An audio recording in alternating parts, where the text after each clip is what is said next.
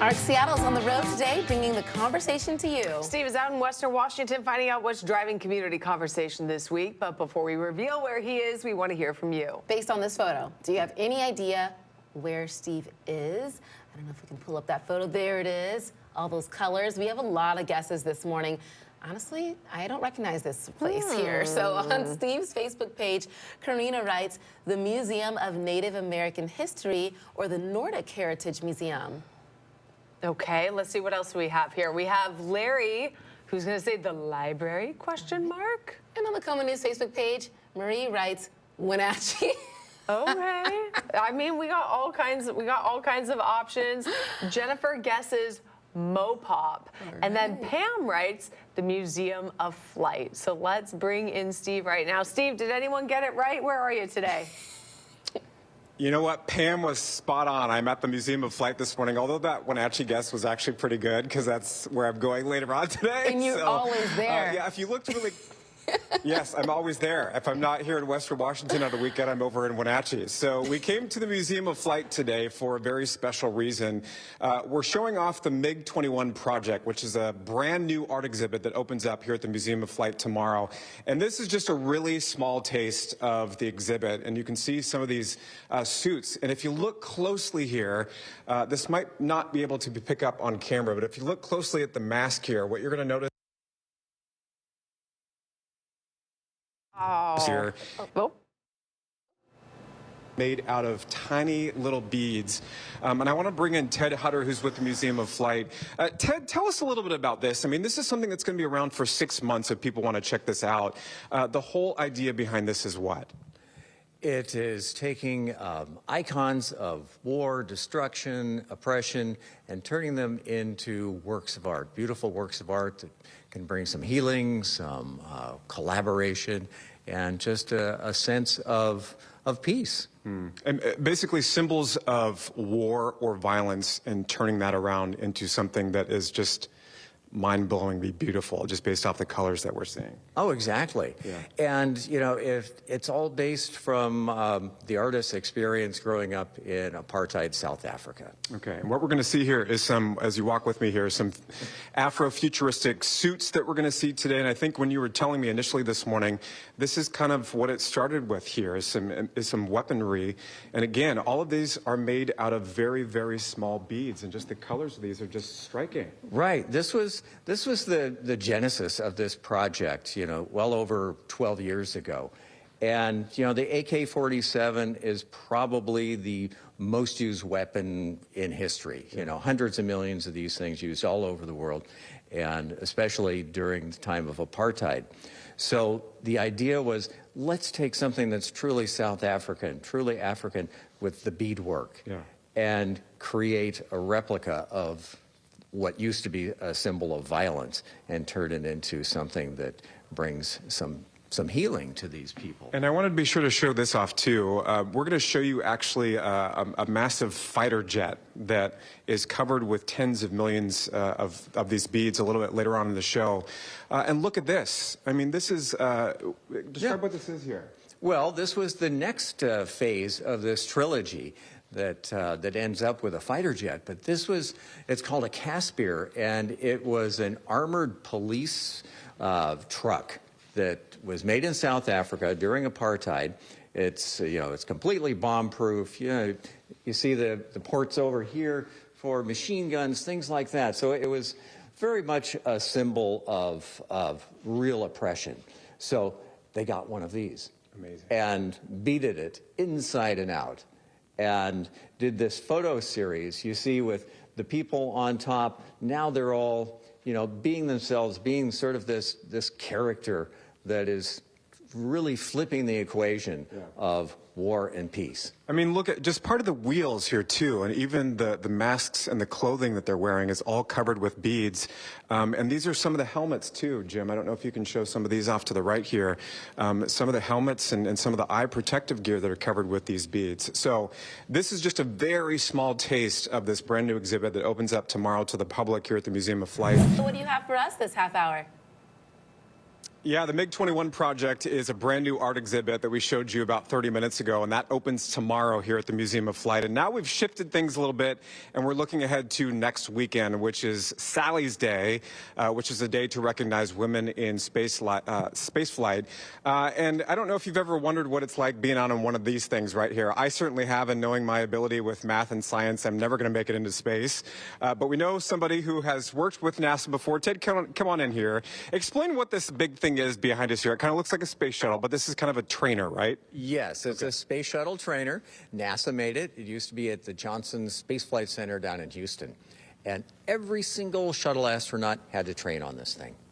And it's basically, when you go inside that thing, that has all different types of parts that have actually been used in either the training process or on a shuttle that they would work hand in hand with as part of that training process. Oh yeah, I mean, the outside of it is just made out of plywood. Okay. You know, it's like Hollywood gone NASA, but the inside is real shuttle equipment, and the astronauts would have to learn how to be so comfortable inside that environment. You know, this is where they learned how to work and live in that tiny, tiny space that they're going to have to maximize for a couple weeks in space. Mm-hmm. And the public can go inside this thing?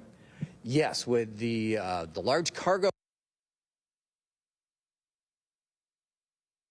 of the inside of the cockpit area and the crew compartment, and you can sign up for those. Those are an extra. And probably a lot smaller than people think, right? I mean, you see the images coming in on TV with folks on the shuttle or the International Space Station. It looks a lot bigger than probably what it is in person. Oh, yeah. And especially when you think, okay, there were 7 people living on board this space. This is really camping out in a small RV. Tight quarters. So we talked about what is coming up next weekend, which is Sally's Day in honor of Sally Ride, and really putting a focus on the wonderful women who have been part of the space program over the years. You guys have some special events and actually some special guests that are coming for Sally's Day next week. Who do you have coming? Oh, it's going to be great. Eileen Collins is going to be the special guest. Now, she was the first woman space shuttle pilot and commander back in the early 1980s. This was a big, big deal. Yeah. So she's going to be here, and she's also going to host a feature documentary that was made about her fairly recently. So you get to see this fantastic documentary, and then we'll be doing a Q&A with Eileen afterwards. And then joining her is another astronaut, Wendy Lawrence, who has tons of experience. She made all sorts of space flights, and they work together. So I'm sure we're going to see Lots of good stories. Yeah, some good stories and camaraderie. And you know, it's a day that's a lot of fun as well, because in addition to that, we have something that we started earlier this year. It was a spacesuit design competition. Oh, yeah. Yeah, contest. You know, mainly for kids. It's about fashion. You know, Yes. we're not trying to go into space with these things. It's being creative, having some fun with it. So we're going to have a little fashion show with the winners of this competition. And Eileen and Wendy will be judging it. So that'll be a fun part. Yes. And maybe we'll see those in future designs of spacesuits. You never know. There could be some inspiration for maybe later on. I hope so. That'd you be know, fun. the basic white is getting a little old now. Yeah. So. Need to kick it up a notch, Yeah. right? Behind us here, I wanted to talk about this too, because this is fairly new for the exhibit here. And what we're looking at is an engine for one of Blue Origin's rockets, right? Is that what this is? Right. You know, so much of this is about, you know, things in the past. The space shuttles 50 years ago. Mm-hmm. This is current flight gear. So this rocket engine, it's one of the test versions for Blue Origin's newest large booster.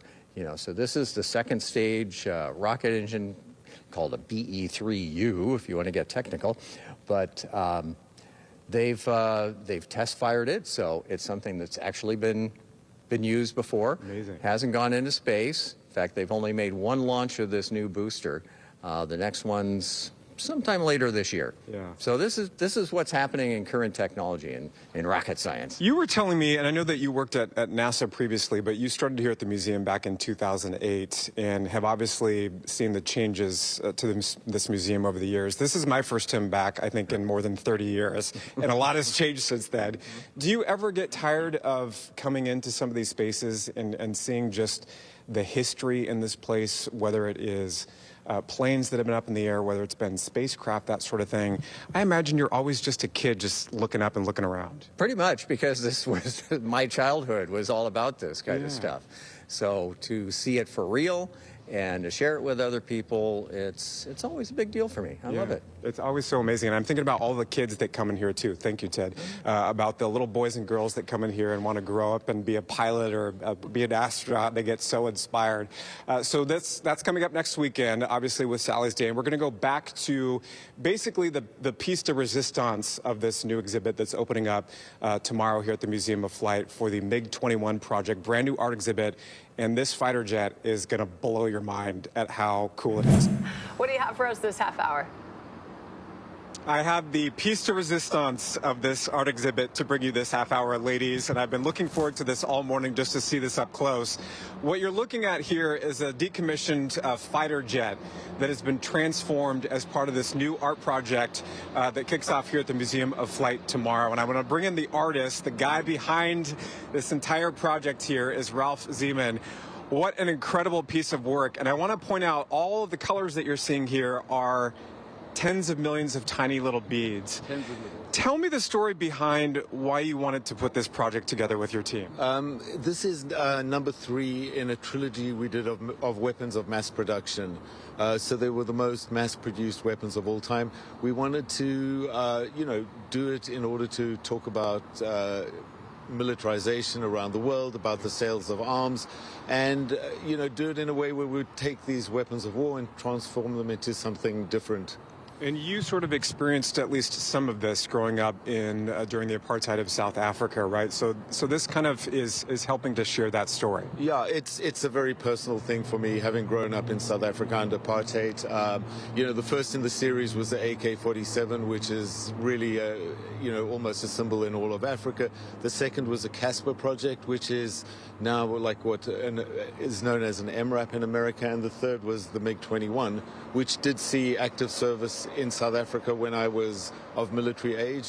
The Cubans were flying MiG-21s against the South African Defense Force. And it's really important to note that you work with a team down in Los Angeles and also in South Africa to put this together. This really is a collaboration. Yeah, I mean, it's quite amazing. We worked with about 100 people on this.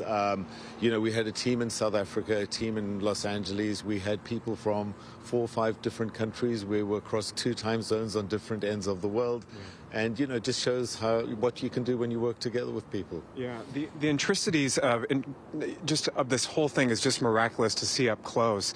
And I'm just thinking about, how long this took you to pull this whole thing off. And as we mentioned, these are like tens of millions of tiny little beads. Yeah. How long did it take you to put this whole thing together? We started working on it. We got it into the studio in August of 2019. Okay. We were working right up until we loaded it onto the trucks to drive it over here about a week ago. And this is the finished product. Why beads? Explain the reason behind beads. I grew up in South Africa. I always loved beadwork. I always felt it was something under apartheid that people felt was for tourists. It was craft. It was not, it wasn't well regarded. And I always wanted to elevate beadwork, to a high art form. And, the people who do this are just so amazingly talented. Yeah.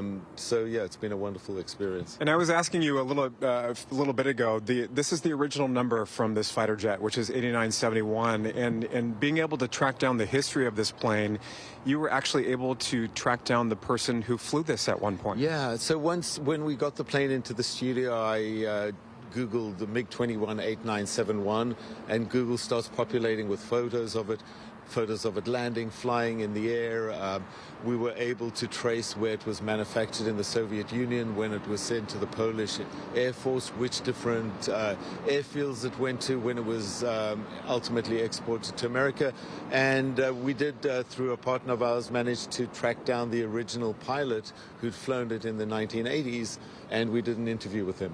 Amazing. And he probably has not seen the full finished product, but at least parts of the work that you guys did. I mean, I think this is the first time anyone's seeing the full finished product outside of our, our group. But no, he hasn't. But I think he was very happy that, he had a fondness for this plane. He said it was very well balanced and well spun.